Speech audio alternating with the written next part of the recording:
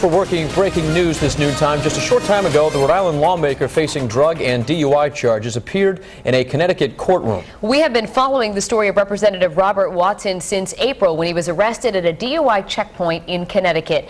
And last week we learned from police that lab tests show Watson had both marijuana and cocaine in his system.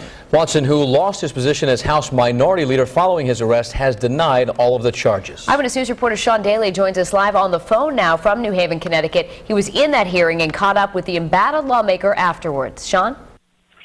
Yes, Danielle. Yes, Patrick. I did speak with Representative Watson at some length outside the courthouse. I can tell you most of the information today comes from outside, not from inside. The hearing itself lasted, and I'm not exaggerating here, about a minute and a half, almost about the length I was thinking to myself as a normal TV news story, which is to say quickly.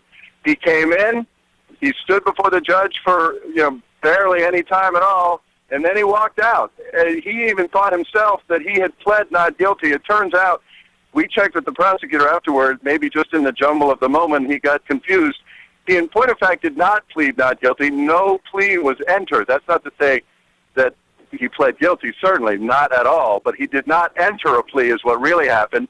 But these things get confusing and chaotic, and to sort of underscore that point, it was interesting to me that even the defendant himself didn't know what had happened.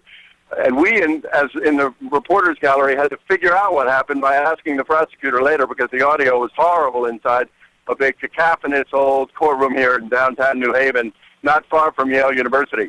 Okay, so let's move the scene to outside, and it's outside that we get some news, although we didn't get anything that changes the very nature of the case. But we did get an insight, and we will have all of this, of course, on videotape starting on Eyewitness News Live at 5 this evening. We got from Representative Watson, I think for the first time, the sense that he knows he's in big trouble here, and he now has a legal problem that he has to address, and he's not quite the confident, borderline cocky politician that he sometimes has been through his career.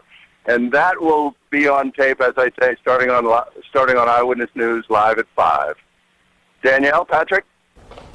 All right, thanks so much, Sean. We look forward to those updates later today.